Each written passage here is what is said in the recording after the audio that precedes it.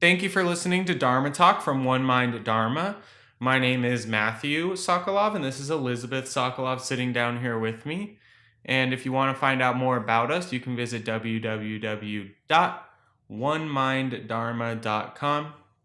And we have guided meditations and donation-based meditation coaching and an awesome blog with all different kinds of things. Elizabeth writes some really awesome posts about studies being done on mindfulness from her kind of psychology perspective as a graduate student. And so check it out. We do have a new app at oneminddharma.com/app, or of course you can search One Mind Dharma in any app store. What else? Practice for 2 course is coming up again. We do have another Practice for 2 course starting. So to practice cultivating these qualities with a partner, it's oneminddharma.com/2, TWO. Also visit us on YouTube, oneminddharma.com/YouTube. We'll have our Dharma Talk up there on YouTube. We have guided meditations. We have our recorded talks and a whole lot of stuff. We really appreciate any support. So head over to our YouTube and like the videos, share them, comment on them, leave a review on this podcast on whatever you're listening on. And we appreciate the support.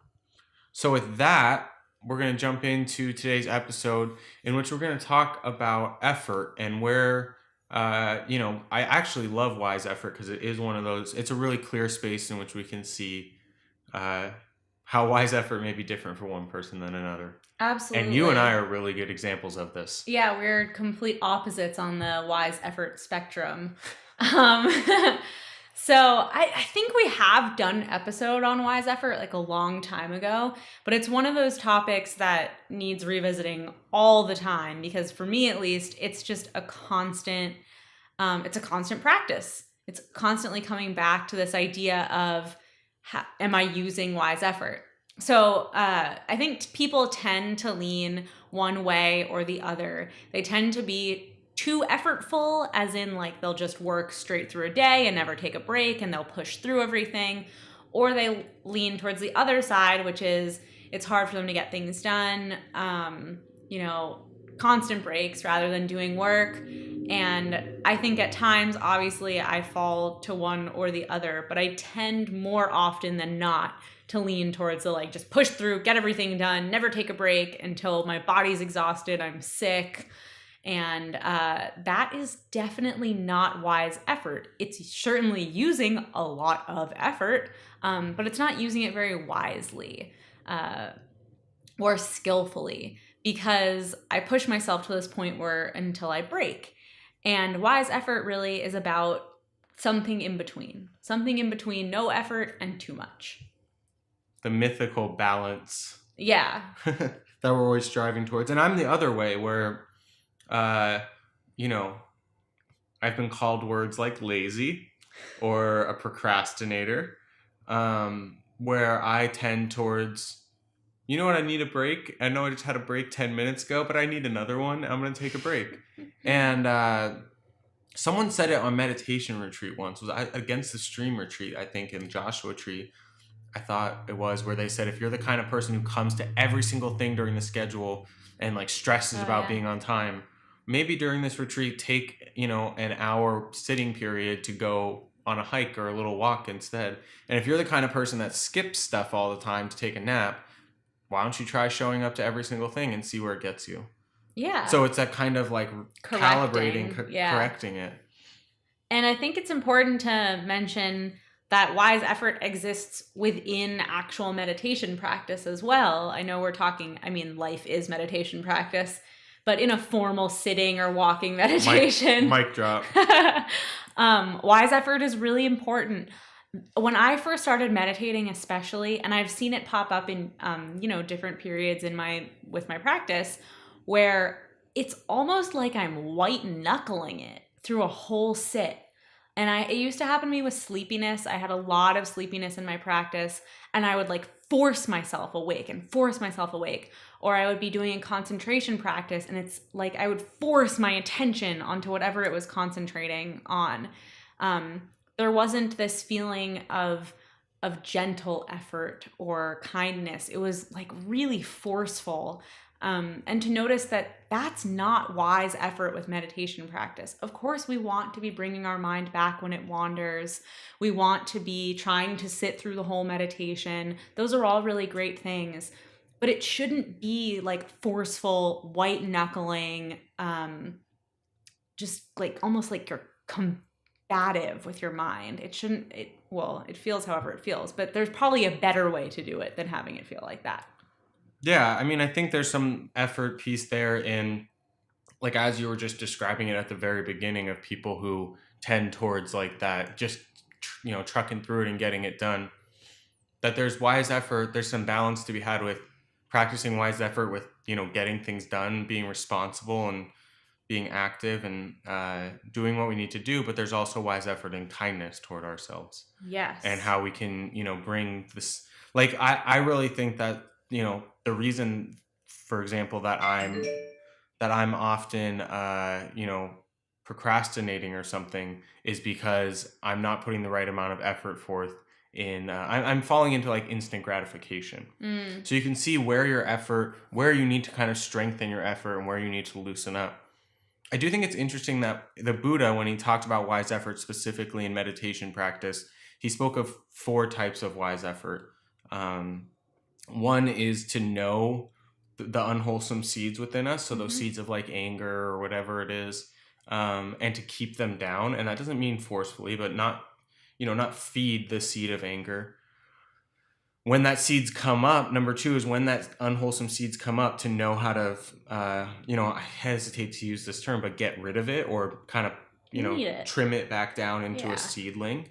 So for example, if you're angry or anxious already or stressing out about something, to know how to kind of calm down from that and replace it and bring in some kindness. So there's keeping the bad stuff from arising, the unwholesome stuff from arising, kind of trimming it back down once it has arisen. And then the same with the wholesome stuff, to know the wholesome seeds within us and how to water them and make them grow. And once they have kind of are beginning to blossom, to know how to keep them alive. And those are Thich Nhat Hanh.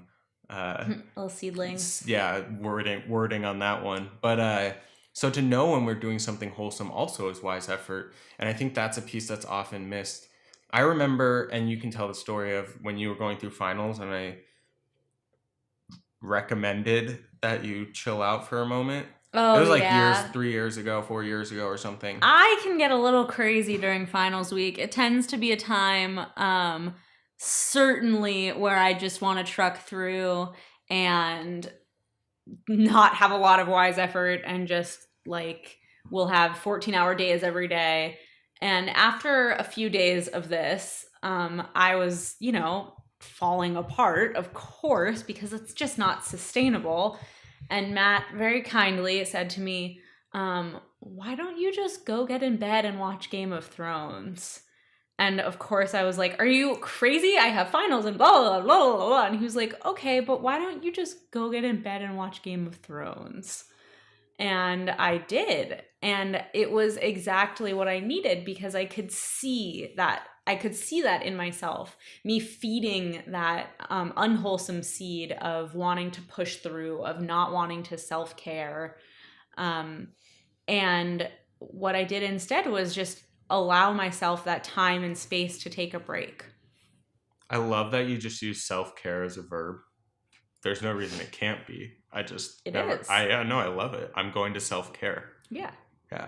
It's better than care for myself. I like it. And then it happens on the flip side too, where I've had times where, it's later in the morning than is probably acceptable for me to be in bed still. and instead of saying like, you need to get out of bed, you bum, you say, hey, didn't you want to get this done? And it's like, yeah, you're right. Like I need to get it done. And there's some balance there. And of course, skipping out on all your final studying to just sit in bed and watch TV all the time would not be wise effort. So I think that, it really is about the balance. And in meditation practice, like you mentioned it's the same. It's the exact same thing that, we sometimes, George Haas says, you have to know when to bear down and when to back off. Yeah. And the example he always uses, or the one he always talks about that is coming into a meditation retreat, that when we get there, we sometimes have the tendency to bear down and just get into a concentrated state, but it doesn't work like that. And then as we come out of the retreat, we need to learn to back off and allow the mindfulness or concentrative states to go. But it's applicable to everything. I mean, I think about it like that. We need to know when to bear down and when to back off. And back off doesn't mean that something's bad and we should just get like push it down. Yeah. But it does mean that we don't need to cling so tightly.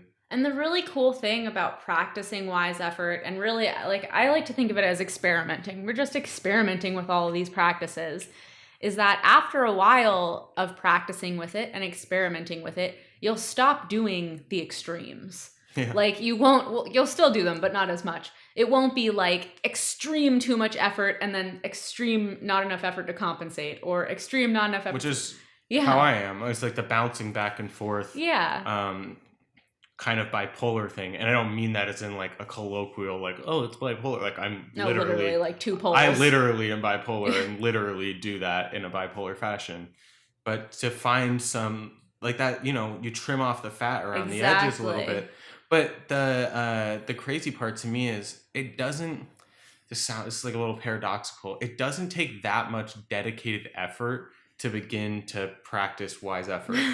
So like you just said, as you begin to look at it, it kind of like happens naturally that we stop falling to the extremes so much. Because we see when the extremes are happening, and we're more able to, rather than just immediately going with that extreme, we're more able to say, oh, I know what's happening right now. I can back off a little bit before you're all the way there. So I mean, like you said, we still fall into, you know, the extremes, of course. All of us do. And, you know, I won't even say that. I'll let you, I'll ask the question without leading you. What's like you know, we talk a lot about awareness triggers and these things that like, you know, every time you brush your teeth, really try to be mindful of the body or whatever it is. What's a trigger you can use in daily life to notice, that you've used to notice? Because what you use may not be applicable to everyone, but what's something that you kind of notice and have that moment of, oh, wow, this is not wise effort? So there's a few things. And, just really quick, and what do you do in that moment? Yeah. Because sometimes the response can be judgmental. Yeah. Not you specifically, but.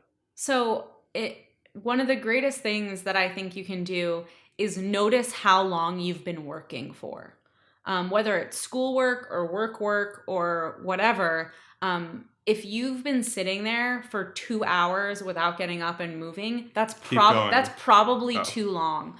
And this is a funny awareness trigger, but one of my biggest awareness triggers is having to go to the bathroom.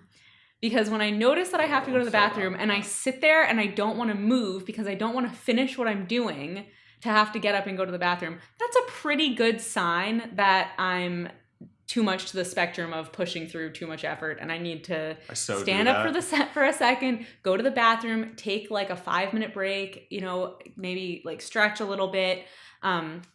So as funny of an awareness trigger as that is, it's a really good, like, your body gives you these biological indicators. Or thirst too. If you start to notice that you're thirsty and you don't have water next to you, but you don't want to go get water because you don't want to stop what you're doing, that's another one. So, and it works the other way too. So noticing really how long you're working for before you stop to take a break. And if it's 2 minutes, you're probably taking too many breaks. Yeah, I think for me, another one just to add into the bodily kind of, you know, signals is like just some soreness or tension. Like if I get really sore or stiff, it's like, okay, time to stand up and like just, you know, even 60 seconds of movement. Yeah.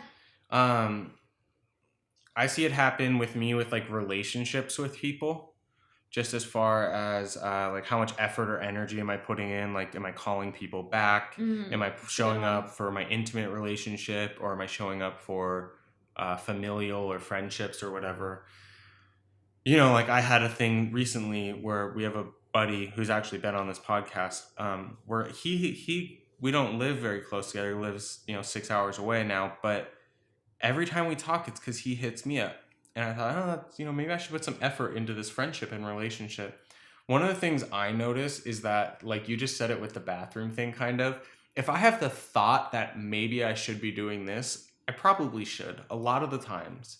I mean, I of course have thoughts like, you know, maybe I should just quit my job and, do that kind of thing. But a lot of times I have those thoughts of like, maybe I should get up and have a snack, and I just plow right through it. And, Yeah. maybe I should in that moment. To me, with the body, the big thing, whether it's bathroom, thirst, hunger, pain, is noticing that kind of like tension in the body, because all of those things bring some tension, Yeah, absolutely. And then the other piece of wise effort, of course, is to notice when that does come up, how are we meeting it, right? Because it happens so often where I'll sit in front of my computer for like 4 hours, and then I'll be like, oh my God, I'm so not taking care of myself. I suck.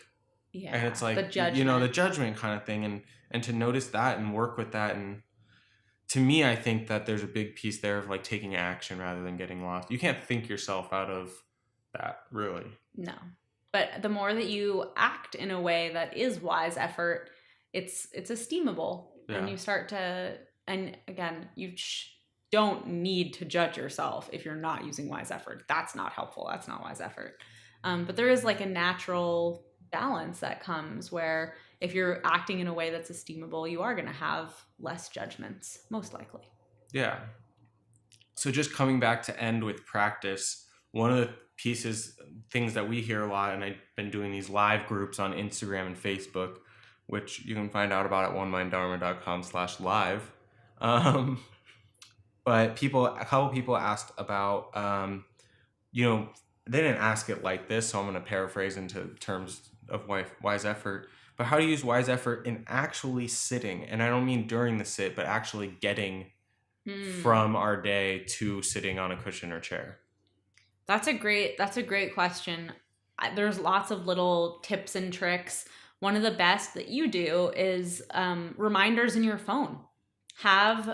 Or use our app, and it will give you reminders if you have notifications turned on. I personally send those reminders that if you're listening on the app and get the notifications that say, remember to meditate or love yourself and meditate. I personally send those every day. So just know that if you have those and you get those, I'm doing it sitting there with love, smiling, thinking that people are possibly meditating after I send them. And that's true. I'm not just making that up. So that's a great way, is to have reminders on your phone to actually get you to the cushion. Another great one is to make the commitment to go to an in-person sitting group. Because often when we really make that decision, whether it's committing to go with a friend or usually even if we just make it like for ourselves, having that intention and commitment can really get us to the cushion. Yeah, and I think intention is something that we're not going to talk about intention maybe next week, but intention is something that ties in with wise effort, because when we set that intention, it can show us our effort clearly. Like sometimes I set the intention to do something and it gets done in a timely manner. I didn't, freak out about it, but I also didn't put it off too long. And I can see like, oh, look, that was some good follow through and that's wholesome, which I usually, frankly, don't stop to appreciate long enough. Or sometimes I procrastinate or I obsess about it. And, so you can see the relationship between intention and how much effort we're putting forth. But intend to sit every day for 5 minutes. Yeah. Absolutely. And see where your effort's at in that and what excuses you come up with. And I don't mean that mean, but we all do it. With justifications and reasons and yeah. Yeah. Well, cool. Thank you. Any final thoughts? No, thanks for having me. Awesome. Well, we live together, so I have you all the time. But I meant thanks for having me talk. Oh, yeah. No problem. Thank you for talking. So thank you for listening. As always, you can send any questions to questions@onemindharma.com, a brand new email address that goes along with our new podcast in which we're just answering questions, which is onemindharma.com/ask. And we're live on Thursday nights at 5:30 p.m. Pacific time on both Instagram and Facebook. And what we do is we offer guided meditation live. You can sit with us, a little talk, and then we'll answer some questions on Facebook right there. And then after, we answer some questions on Instagram, since we can only monitor one social media at a time. And don't forget to check out our app, onemindharma.com/app. And that's it. I hope you have a wonderful morning, day, afternoon, or evening, depending on when you're listening.